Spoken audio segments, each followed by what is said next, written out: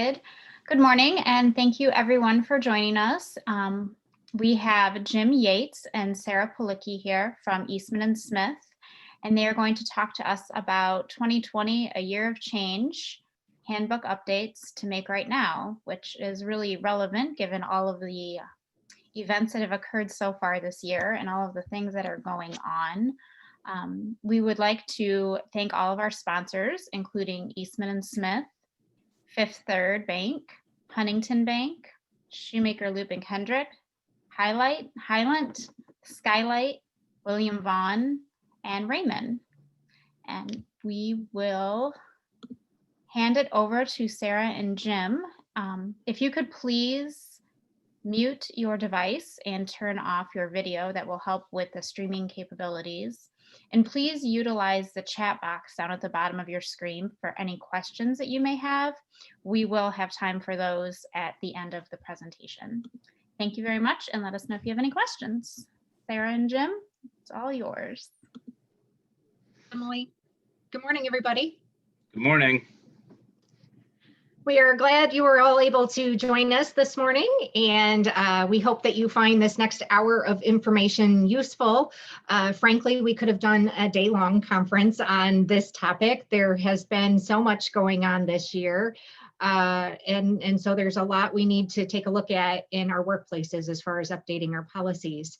A couple of disclaimers. Since I'm an attorney, I have to give disclaimers at the beginning.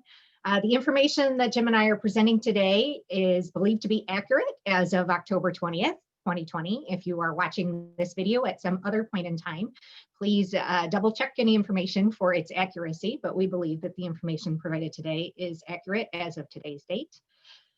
The other thing is we are not providing legal advice. We are attorneys and we practice law and regularly provide legal advice to our clients. The information that we are providing you today should not be construed as legal advice unless you have a attorney-client relationship with the firm. Okay.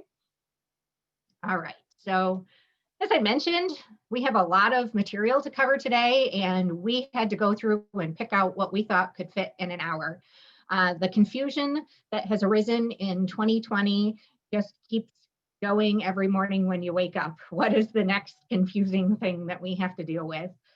Going all the way back to March when we had the stay-at-home orders, and then quarantine orders for people who have had exposure or potential exposure to COVID-19, and then the travel advisories that started this summer, and of course the confusion this last week that was caused by Indiana, our neighbor to the west, being added to the travel advisory. So, you know, we've been talking to clients out in Western Ohio and how they deal with the fact that our neighbor to the west has a travel advisory right now. And technically anyone who goes into Indiana is required to quarantine for 14 days under the travel advisory. So a travel advisory is just an advisory, it's not a requirement. So we have to decide whether or not we are going to obey the governor's travel advisory and quarantine in Indiana.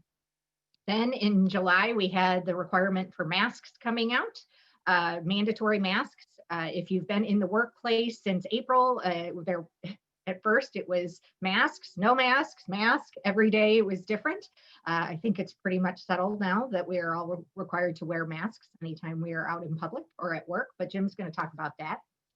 And then of course, we've all gone back to school now that it's October, and some are in school and some are not in school, and some are working from home. Jim and I are both in the office today, separate offices, socially distanced, but many of our fellow attorneys at Eastman and Smith are still working from home, and I'm sure a lot of you are in the same situation. This summer we had peaceful protests, riots, and then of course we've got a presidential election in a couple of weeks. That's just causing all sorts of confusion in our workplaces because that stuff spills over into the workplace. And then going hand in hand with that, we have the Black Lives Matter movement, Police Lives Matter, All Lives Matter, and what your employees are saying when they come into work about those various things and what you should do in response to the dialogue that's going on in your workplace. So we're going to cover some of that today. Today's agenda is to cover these 5 policies. Again, we only have an hour, so we tried to pick out what we thought were the most important things to cover for this hour. I'm going to start off by talking about the FFCRA and what everybody needs to be complying with as far as paid leave for COVID-related absences. Jim's going to talk about infectious disease policies, telecommuting and remote work policies, some EEO issues that came up this summer, and also related to that, dress code policies that have both to do with COVID and with the EEO policies. So let's jump right in and get started. The first thing I want to do is make sure everybody is on the same page as far as the Families First Coronavirus Response Act.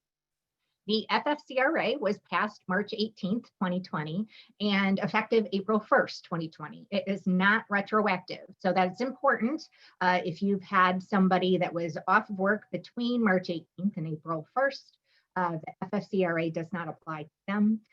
Since April 1st, it does apply, and it is scheduled right now to end as of December 31st of this year.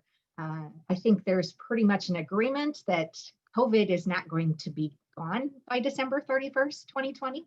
And so it is unclear at this point whether or not the FFCRA will be extended past that deadline.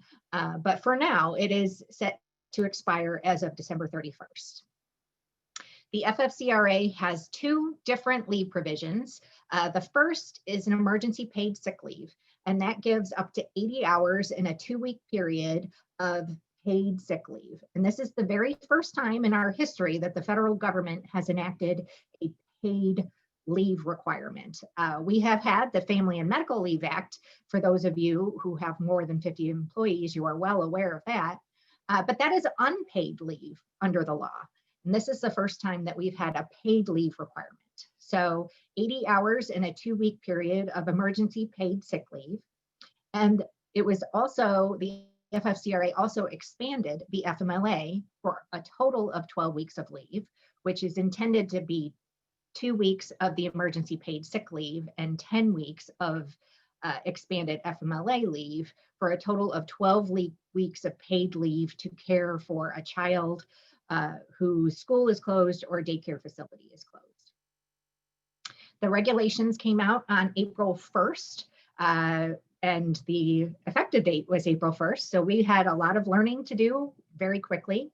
And this past August, a New York district court struck down certain parts of the regulations. And in response to that, the Department of Labor issued new regulations that were effective September 16th.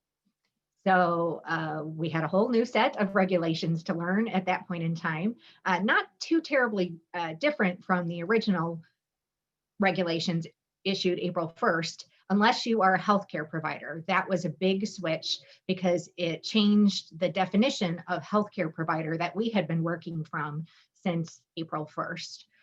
Basically, what it did was it limited the exclusion for healthcare providers.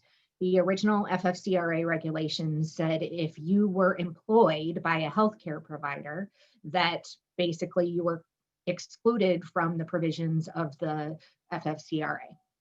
That has since been clarified to indicate that only the healthcare providers are actually excluded from the leave provisions, but people who are employed by healthcare providers may or may not be covered, depending upon whether or not they are actively involved in patient care. So people like nurses, nursing assistants, they are still excluded from the leave provisions, but IT people, cooks, human resources, those kinds of people are, even if they're employed by healthcare providers, are now entitled to the leave provisions under the FFCRA. So the emergency paid sick leave, this is the 80 hours, up to 80 hours over a 2-week period. There are basically 6 reasons for emergency paid sick leave. There are only 5 listed here because the 6th one isn't really applicable. So the reasons for leave are if you're subject to a government order to quarantine, if a healthcare provider tells you to quarantine, if an employee is experiencing symptoms consistent with COVID-19 and seeks a medical diagnosis. And it's important to note that that's a two-part test. The employee both must be experiencing symptoms and seeking a medical diagnosis to be entitled to the 80 hours of emergency paid sick leave. One question that we get a lot about emergency paid sick leave is what happens if the employee is experiencing symptoms, seeks a diagnosis, goes and gets a test, but that test comes back negative. That doesn't mean that they're not eligible for the leave just because they get a negative test result. And you need to follow the CDC's guidance for returning that employee to work after a negative test.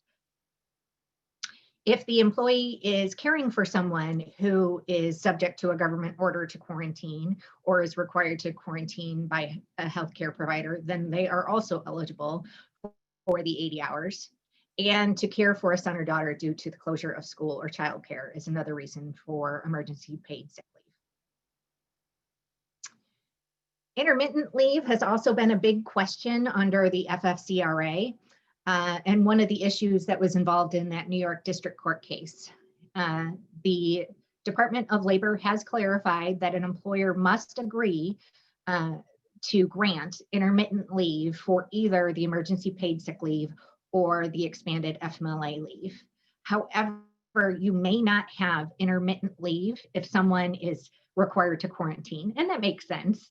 We don't want people coming into work if they are experiencing symptoms or are subject to a quarantine order. So if they are able to telework, however, you can have intermittent leave for teleworking.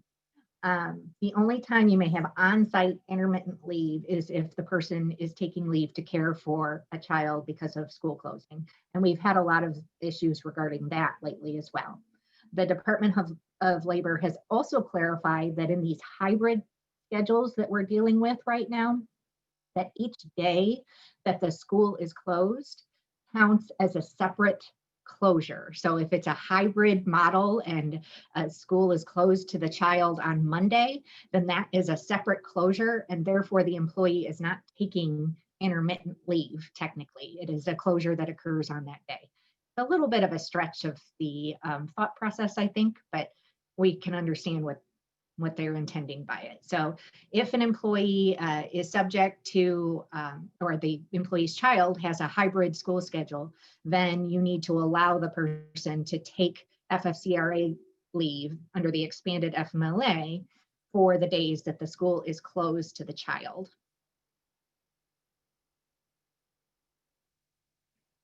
What are the benefits the FFCRA provides? It provides up to 80 hours of paid leave under the emergency paid sick leave for the employee if the employee is the one who is subject to the quarantine order or is sick and seeking a diagnosis, has symptoms and seeking a diagnosis. If it's the employee's own leave, they get 100% of their regular rate of pay for that day, up to a cap of $511 a day or $5,110 in the aggregate over the 2 weeks. If the reason for the employee's leave is for someone else, if they're caring for someone who has COVID, or if they are caring for a child because of the closure of school, then they're only entitled to 2/3 of their regular rate of pay, up to a $200 cap or $2,000 in the aggregate. An important thing to note is that the paid leave is immediately available to the employee. You may not require them to use their paid time off benefits that you already have in place. First, they must be provided the emergency paid sick leave or the expanded FMLA leave, and then they can use the other paid leave benefits that you already provide. But it's not a substitute, and you can't require them to use the benefits you already provide.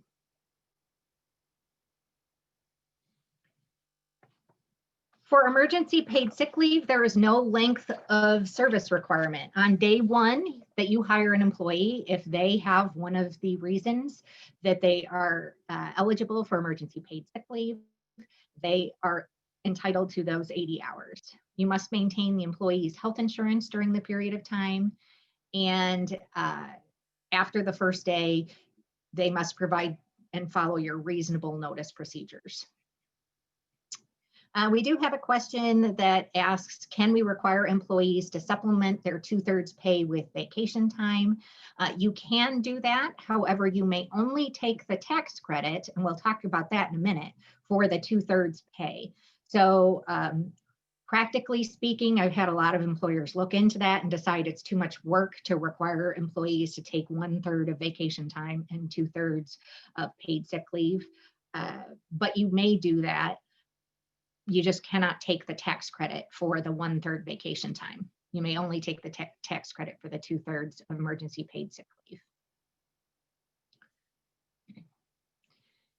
The FMLA expansion is up to 12 weeks of leave paid. The first 10 days are unpaid. However, they may use the emergency paid sick leave for those first 2 weeks. If the employee is unable to work or telework to care for a son or daughter due to the closure of school or childcare. So this is the only time the FMLA is available. The emergency paid sick leave is limited to 80 hours. And we've certainly had a lot of situations where employees who have been sick with COVID take longer than 2 weeks before they're able to return to work.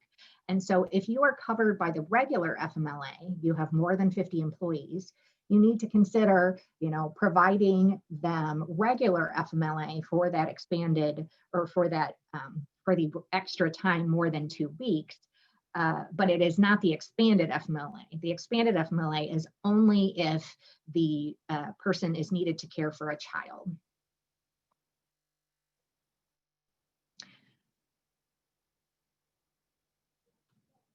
Who is eligible for expanded FMLA? Unlike the emergency paid sick leave, there is a length of service requirement for expanded FMLA. Expanded FMLA, they must be employed at least 30 calendar days before they are eligible for expanded FMLA. And that counts all time that they are on your payroll, whether or not it's with a temp company or if they're not, even eligible yet for the regular FMLA. Regular FMLA, by way of reminder, covers all employers with more than 50 or more employees, and the employee must work for you 1,250 hours within the last 12 months. And that requirement does not apply to this expanded FMLA. The expanded FMLA applies if the employee has been employed for 30 calendar days. However, if you have somebody who has been taking FMLA for other reasons, say they had a baby within the last year, the entitlement is only 12 weeks total. So if they're using FMLA for other reasons, they only have that remaining FMLA available. We do have a question in the chat box. Emergency paid sick leave, the requirements of the FFCRA, what's the employer size? The employer size for FFCRA is any employer with 500 employees or less. So even if you haven't traditionally been covered by the FMLA because you have fewer than 50 employees, you are covered. But if you have more than 500 employees, you are not covered.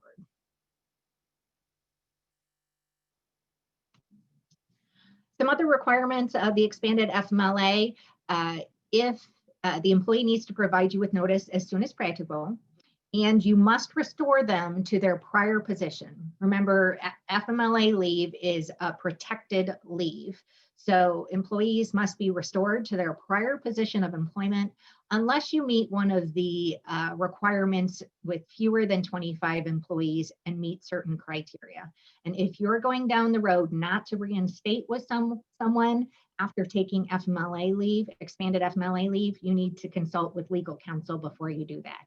It is very specific criteria, and we want to make sure that you are complying.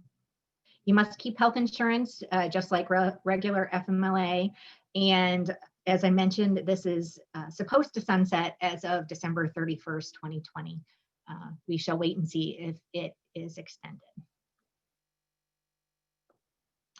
This is the notice that I hope all of you have hanging somewhere in your workplaces. This should be included right along with your minimum wage posters, your other notices that you provide to employees. This is available on the Department of Labor's website. If you haven't already downloaded it, please do so and make sure it is hanging up. This is just one of the easy things that you can tick off as far as compliance goes. And as far as policies go, this is what you are required to have as far as the Department of Labor is concerned. The Department of Labor isn't requiring that employers develop an FFCRA policy. We are encouraging you to do that though, and your policy should include the information in this employee notice. So what kind of documentation do you need in order to grant employees emergency paid sick leave? The reason this information is needed is basically for the tax credits. And you need to document this information in order to take the tax credit for the amount of the pay that you paid to your employees. So as I mentioned, this is the very first time that the federal government enacted any sort of paid leave provisions for employees. And they were able to do that by making it tax deductible for employers. Otherwise, employers really would have complained that this would be a hardship to provide this paid leave to employees. So there is a tax credit, and we'll talk about the forms in a moment, but this is the information that you need in order to grant the emergency paid sick leave.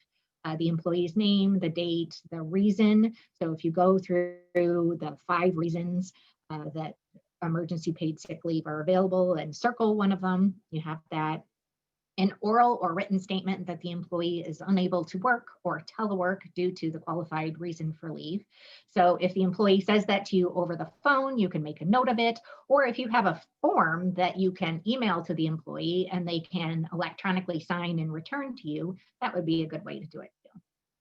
If they're subject to a quarantine order, you can get the name of the government entity or healthcare provider requiring the quarantine. If they are taking leave to care for a son or daughter, you can get additional information, the name of the son or daughter, the name of the school or the child care provider that is closed due to COVID, a statement from the employee representing that there will be no other person available to care for the son or daughter during the period the employee is taking the need for leave.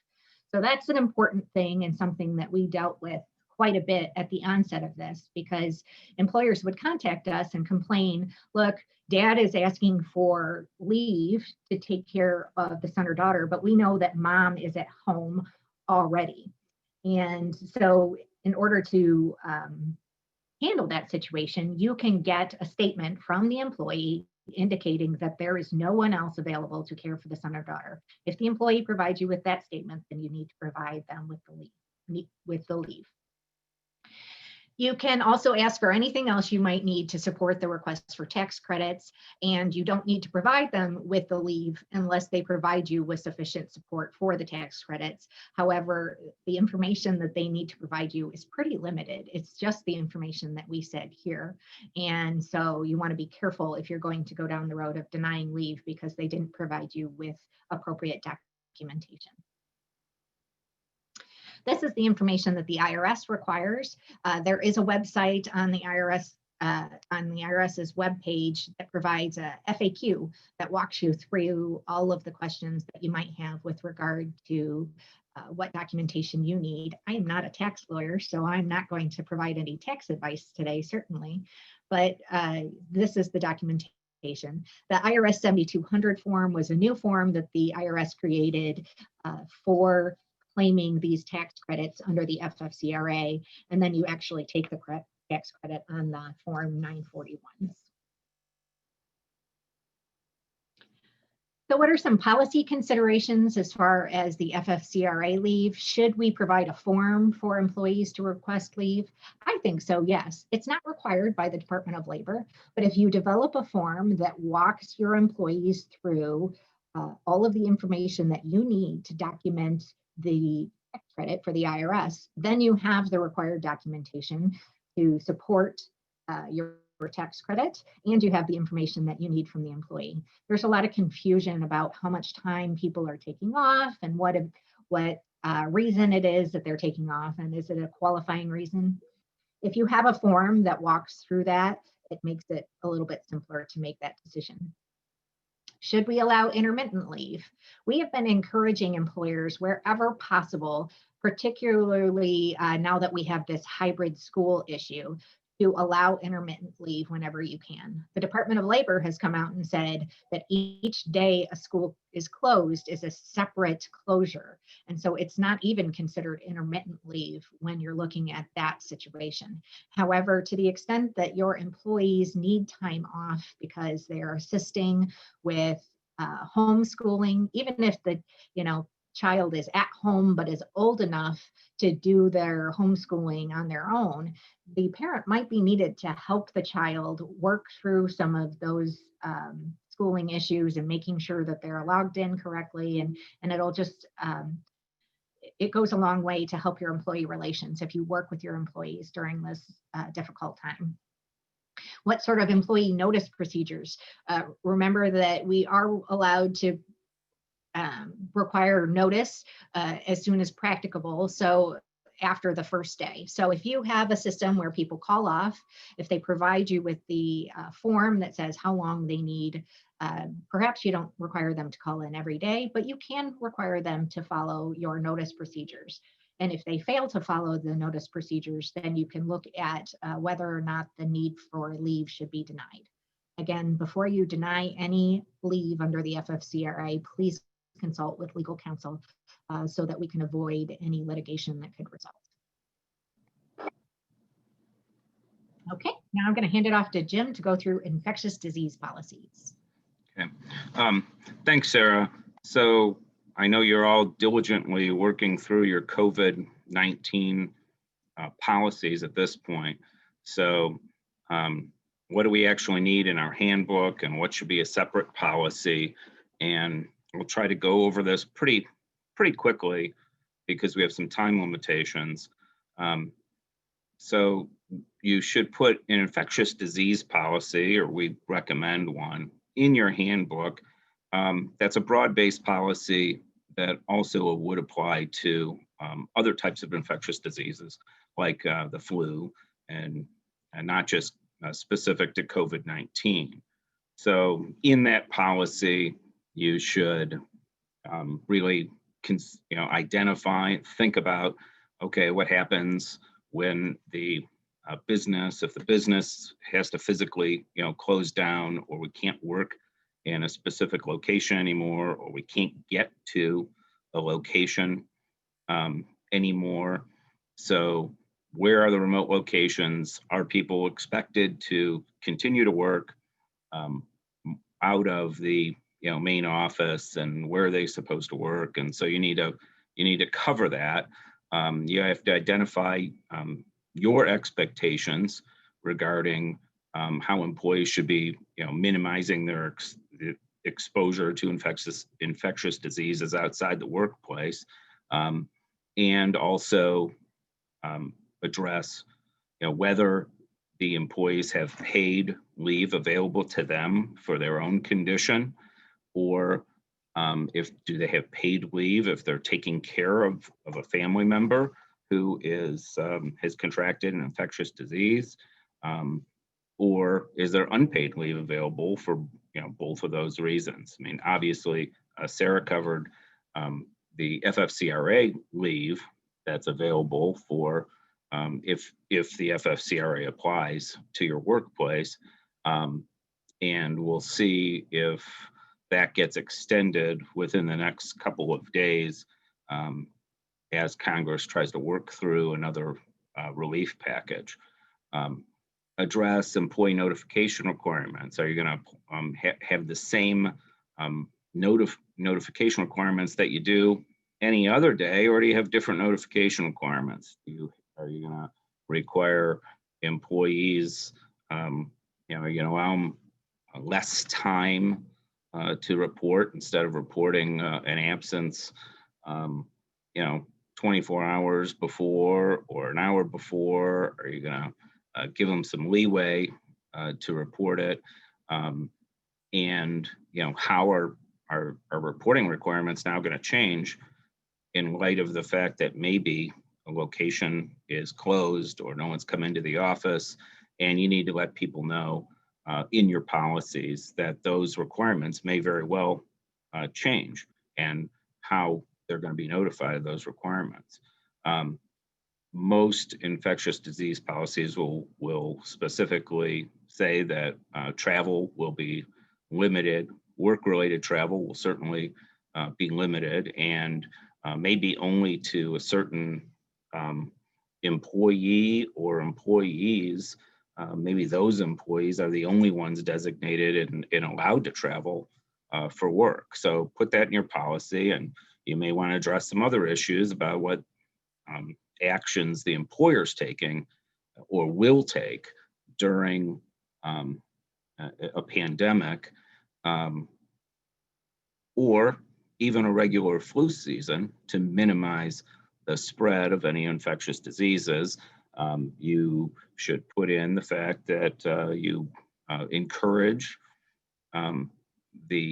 encourage employees to get flu shots. Many employers actually provide flu shots for their employees or will pay for it. And maybe you want to address vaccines, other types of vaccines at that point. So we are going to have a big, we're going to have a further discussion, certainly, on vaccines once the COVID vaccine becomes readily available. I was just looking at a poll done, and what I think it was done at the end of August, that indicated at that point in time, if people were told that there was a safe and effective vaccine available, would they get it? And that poll said that basically a third of the individual surveyed said they would not.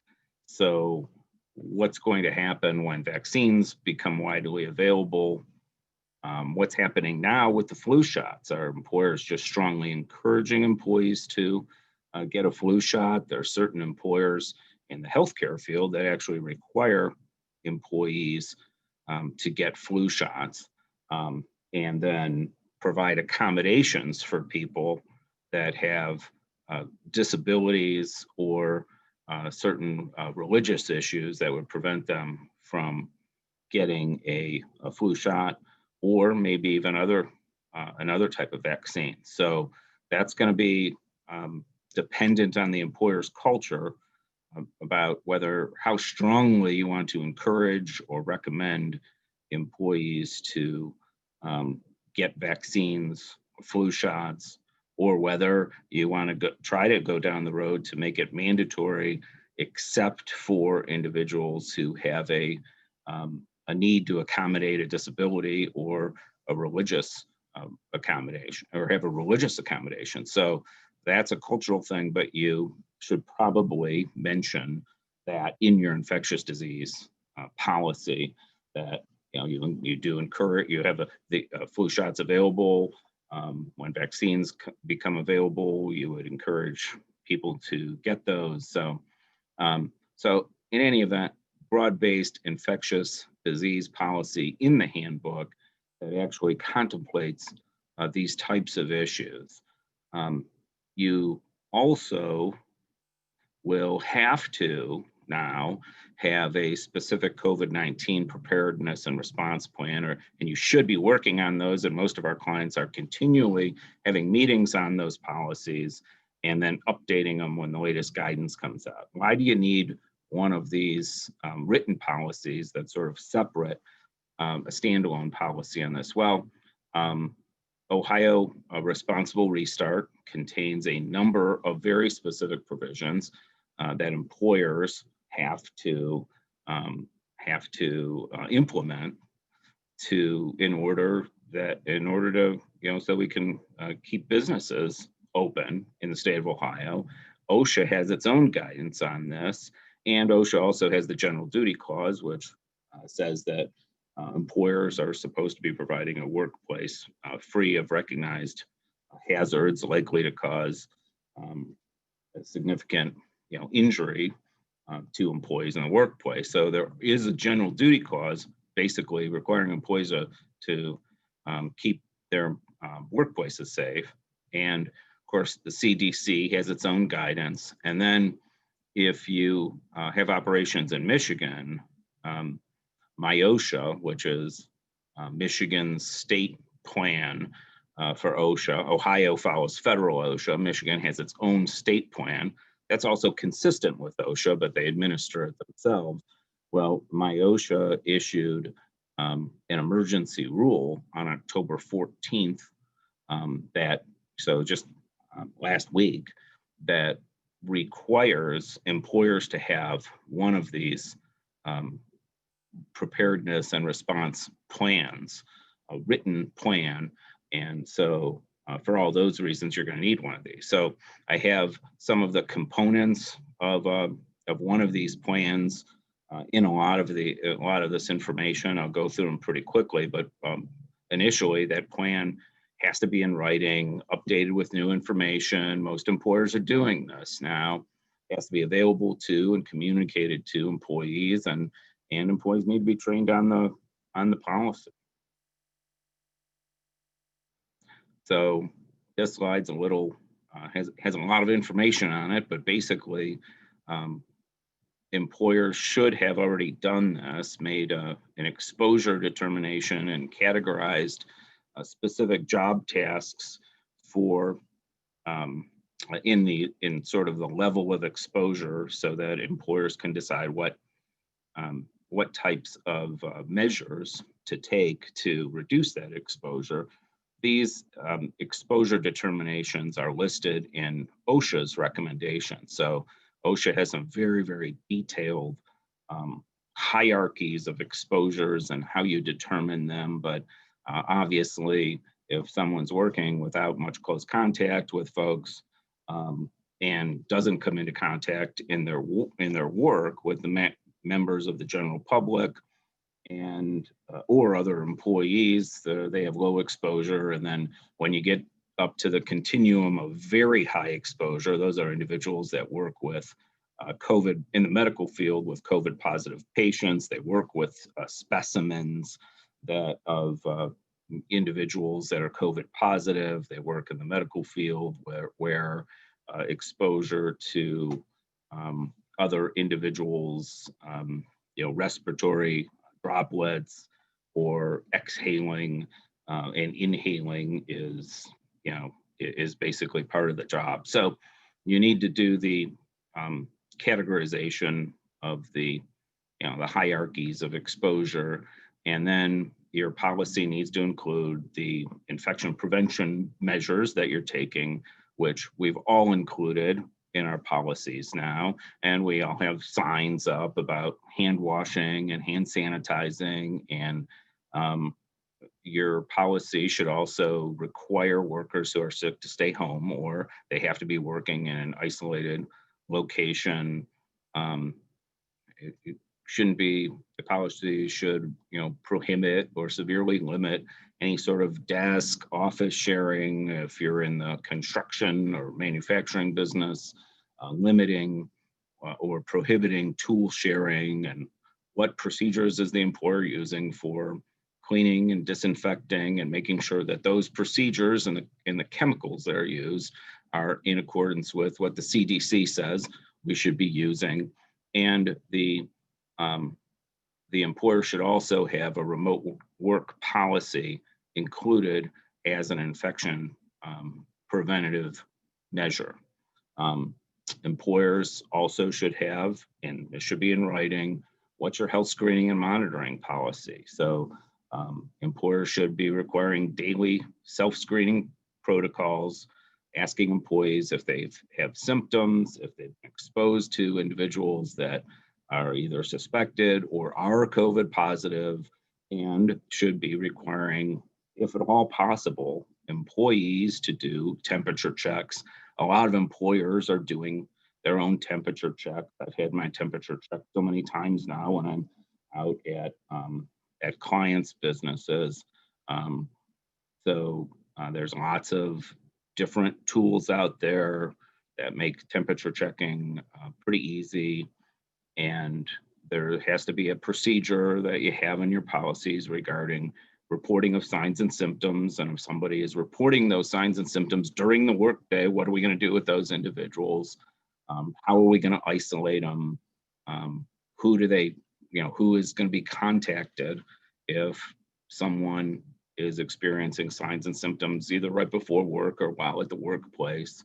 Who are we going to notify if there's someone that's COVID positive? So those processes have to be in our policy. Notification of others in close contact, and also employers are required to notify the local health departments that will typically do contact tracing, contact that individual and do contact tracing. And then what happens, what are the return to work procedures that change frequently with, the CDC has frequently changed their guidance on when is it safe to return back to work, but that should be in your policies and consistent with the CDC guidance.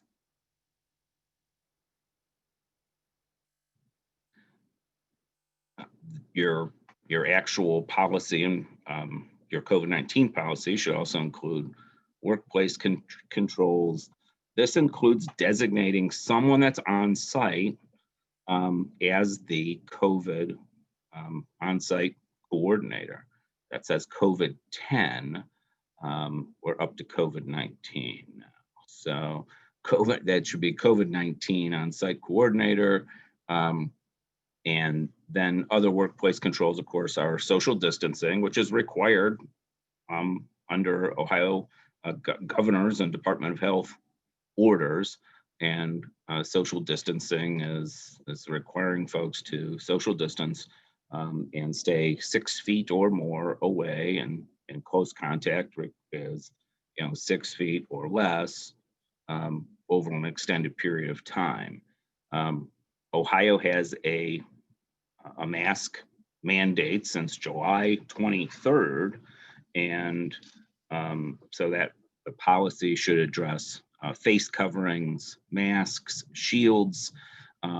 This advice sort of changes from week to week, depending on the whether we have a surge going on, the nature of the pandemic, what jurisdiction you're in, whether you're in Toledo or just throughout Ohio, or whether you're in Michigan.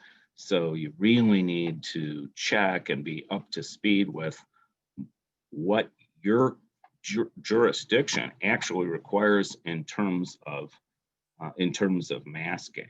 So mask mandates, at least in Ohio, is generally if you're an indoor location, you're supposed to be wearing a mask. If you're outdoors and you can't maintain social distancing, then you're supposed to be wearing a mask. There are some exceptions in Ohio to the masking requirements. If you have a respiratory issue, then you don't necessarily have to wear a mask. Or if you're in an enclosed space, an office setting like me today, and it's separated in all directions by at least 6 feet, I don't have to be masked because that's one of the exceptions. Another one of the exceptions is when we go out to eat now, as soon as we're seated, if we're seated and then in a restaurant or bar, we can take off the mask. So that's one of the exceptions in Ohio's July order.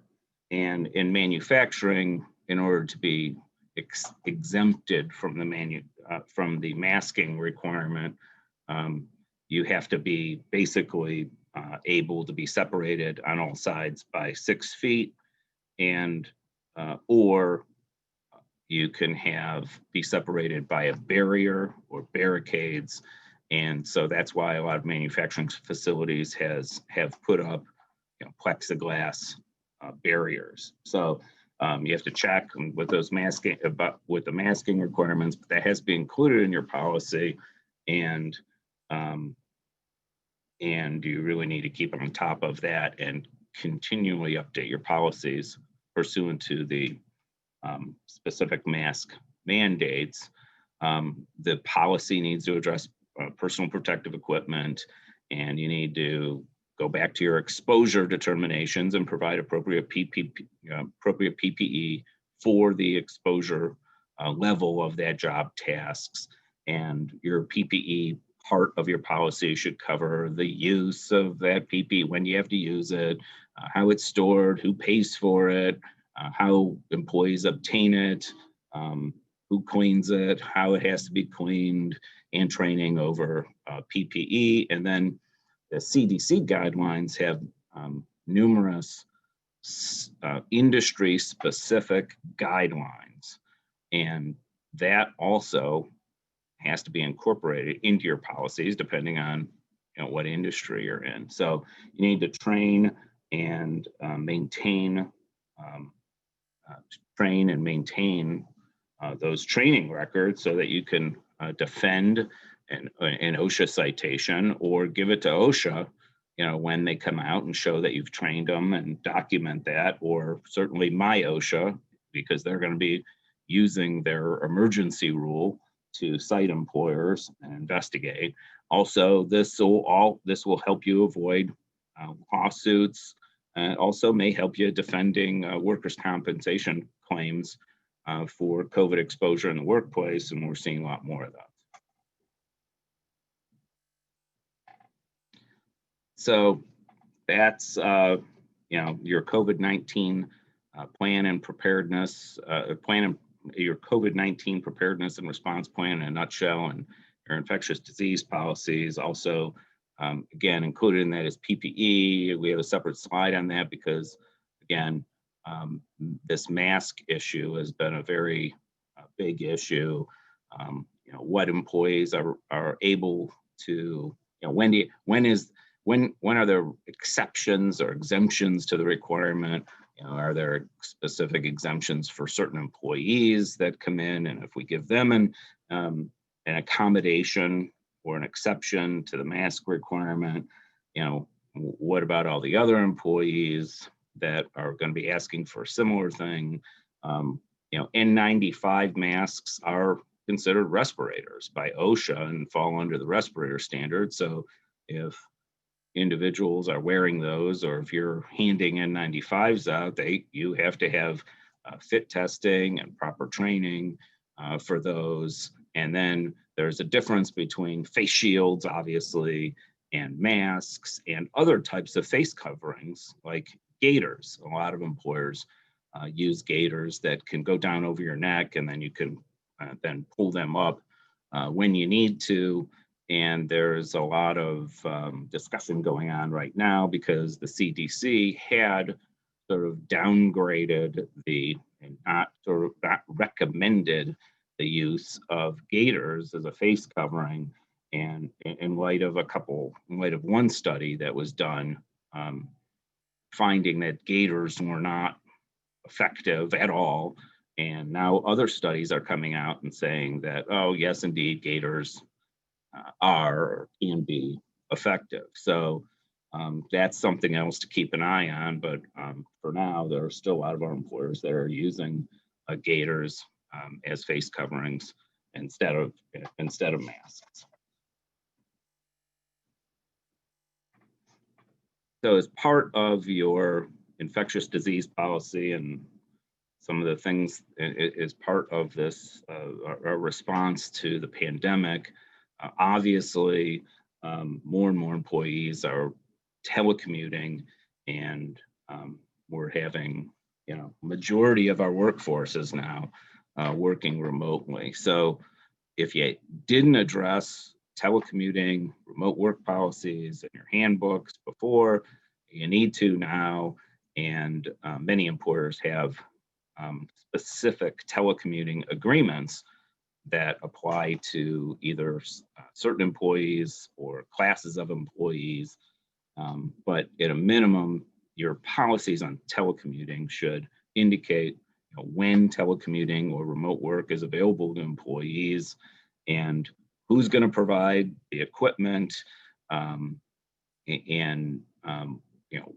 what type of workplace outside of the normal office is, what type of constraints is the employer going to put on where the work can be done and what types of items is the employer going to require physically for where that work can be done.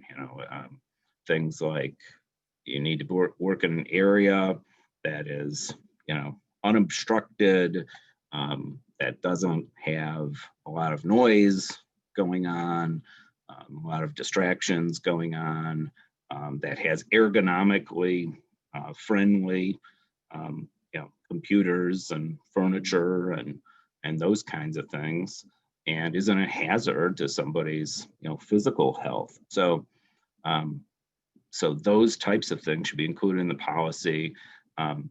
You also need to include when the employee is going to be scheduled to work. So what are their schedule hours and how are we going to track them? The Department of Labor just at the end of August came out with some guidance on this, basically indicating that if the employer knew about the employees, knew that the employee was working unscheduled hours, then that employer is responsible for, even though it wasn't pursuant to the schedule that was agreed upon, the employer is responsible for paying. So if the employer knew or had reason to believe that the employee was working, they're entitled to be paid. But the employer can set up policies for employees to report this sort of off-scheduled hours work, and but the employer has to have those policies in order to be able to rely on that for tracking the work and not paying them. What about break issues? What about productivity issues? What about what types of productivity standards are we going to have? You need to put that in writing, and so the employees know the expectations regarding not only productivity issues, but responsiveness, response times. How is the employee going to respond? When are they going to be available to respond? Do they have 30 minutes to respond to, and how are people supposed to communicate with that employee working remotely? Is it texting? Is it via email? Is it via the work email? Is it via their cell phone or other phone?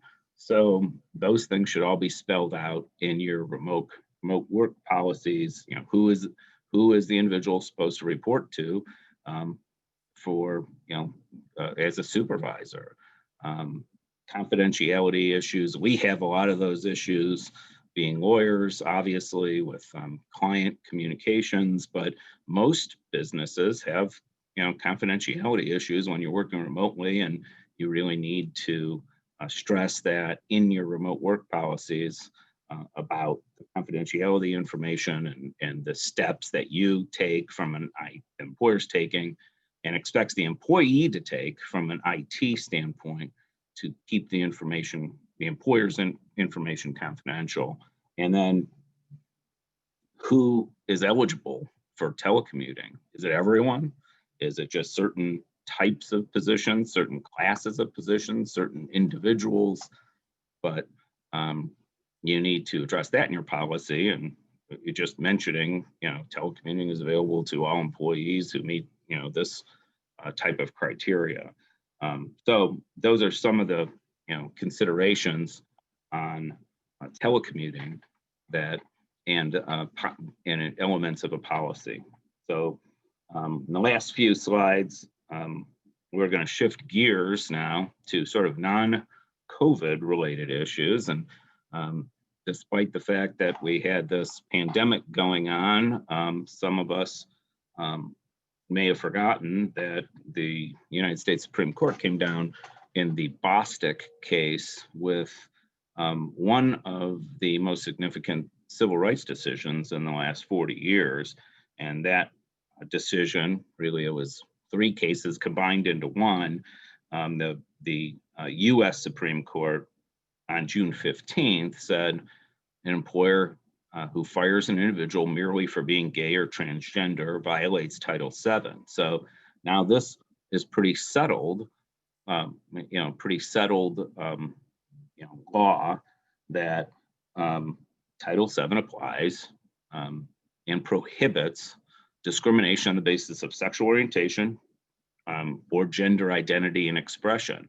So for those of you that have not revised your EEO and harassment policies, you need to do that. And you need to include sexual orientation, gender identity, and or expression as prohibited. You cannot discriminate against an individual on the basis of those characteristics. So apparently sexual preference is now out. So as a term that is, according to one senator, at least in the recent hearings with our new Supreme Court justice nominee, one of the senators indicated that sexual preference is now a pejorative term. So if our policies contain sexual preference, we should be eliminating that. So your EEO and harassment policies need to be updated. And also, you really need to look at this decision in terms of things like bathrooms, locker rooms, providing unisex restrooms, providing access to facilities on the basis of the individual's gender identity and expression. So also, we're going to have battles, I think, down the road on benefits issues for transgendered employees. We've been seeing these issues for the last several years. I think we're going to see more of them. So in other words, does your FMLA policy cover leave for gender reassignment or gender confirmation surgery? What if there's a diagnosis of gender dysphoria? Will the FMLA leave policy then cover it? Will the Americans with Disabilities Act cover that? So what about health insurance coverage under your plans for surgery, for counseling, for hormone replacement therapy? So these are all issues that go along with the Bostock decision that we will be dealing with, as well as dress codes, which will be a big issue after Bostock. And that is whether or not we have some old handbooks out there that have some very gender specific dress code requirements. After Bostock, can we even have those anymore? And if we can, it has to be for a bona fide business purpose, for sure. And if we can't, should we change our policies to be, our dress code policies to be gender neutral?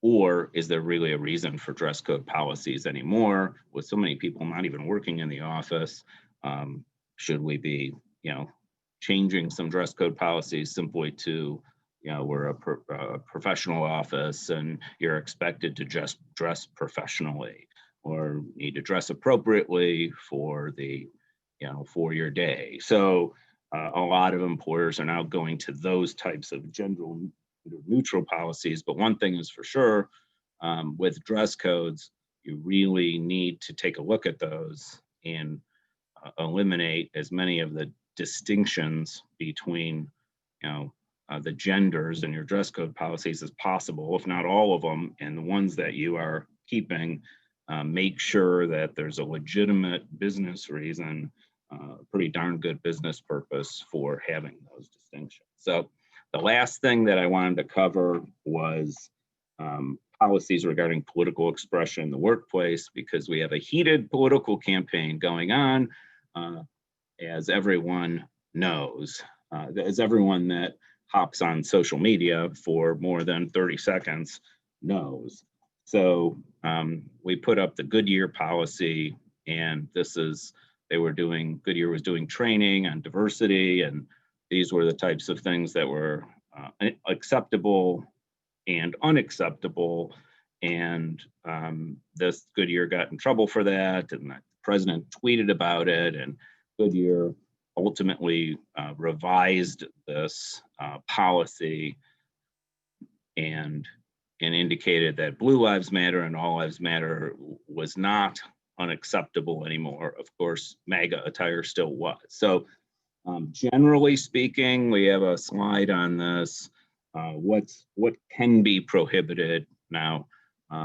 This is for private sector employers. The rules are a lot different in the public sector, but for private sector employers, if it's purely political communication, you can prohibit purely political communications in the workplace. You can prohibit people soliciting for money for candidates or support for candidates, just like you can prohibit soliciting for other reasons. You can prohibit distributing political material in working areas and during working time. You can actually prohibit workplace actions or communications that disrupt operations or productivity. People should be doing work-related things at work, not engaging in political fights with each other at the workplace or over the company's computer equipment that we provide, or phones that we provide to employees. And we can prohibit all of that, but you need to look at your social media policies, your use of company equipment policies, and make sure that if you want to prohibit this, that you specifically indicate that, look, this includes political communications and political solicitation and distribution. You can't just punish one side or the other, right? You have to be consistent here with your implementation of those policies. Or you can have a sort of encourage freewheeling political discussions in your workplace if that's your culture. The most of the calls that I'm getting are where individuals are wearing campaign garb, I guess, whether it's t-shirts or hats or buttons or pins, and then that actually incentivizes an appropriate response from the other side, and then those people come in and wear t-shirts and buttons and pins of the opposing candidates, and discussion ensues, and it raises a lot of issues in the workplace. And then people are then wearing insignia of things that other people find offensive. So a lot of clients have just gone to, look, we're not going to have any people wearing any, if you want to campaign for a candidate, do it on your own time. You're not wearing any campaign material at the work site. But you really need to talk to your attorney about what you can sort of ban or prohibit and what you can't. You have to be consistent, and but you can prohibit this type of communication in the workplace, particularly if it's impacting the workplace, as we've seen from a lot of complaints that we're getting from our clients. So I think we are out of time. That's a lot of ground to cover here in such a short period of time, but we appreciate everyone attending the webinar. And if there's questions we didn't get to, we will get to them. And, Sarah and I thank you, certainly thank you for attending. And for sure, there's more to come on all of these issues. Well, thank you very much, Jim and Sarah. And if anyone has any questions that maybe didn't get answered or you think of later, feel free to email us at the center and we can pass them on to Jim and Sarah. I wanted to real quick give a little plug to our next event that is coming up November 10th. It's our annual member recognition event, and it will be virtual. emails went out late last week, and I think another one will probably go out next week. So if you've not registered for that, it is really going to be a very fun time.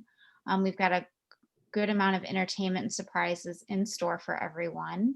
So please let us know if you have any questions about that as well. And I'm going to pass it over to Angie really quick. Great. Thank you, Emily. Thank you, Jim and Sarah. I thought that was fantastic and packed with a ton of information. Again, it is recorded and we can send that link out. I also did want to mention to the group that we are running a course for presidents that we're partnering with a nonprofit organization out of Dayton called Aileron. They have this structure that they put together that really helps if you're in a presidential role of a company, a CEO, or even if you're a successor on the path for that position or an owner. They really have a model that a few of our members have gone through in the past that helps you take that position, do strategic planning, really plan for that role. It is not they're not going to tell you how to do strategic plan, right? They're going to walk you through it. It's a 2-day course that will be here at the university at our foundation on Dorr Street in person, November 5th and 6th. And then you get an advisor, a business coach afterwards that'll work with you, maybe for an hour, maybe for 12 hours, in person, virtually, whatever works best with you to help you develop an implementation plan. Information about it is on our website. If you are interested, let me know. You can send either myself or Emily an email and we can tell you more about the program. It's a 6-step model they have. We went through, started the first step in a test drive last week. We do have the recording of that session that we would be happy to share with you as well. That's all I had. Thank you, everyone, and have a great day. Thank you. Great day.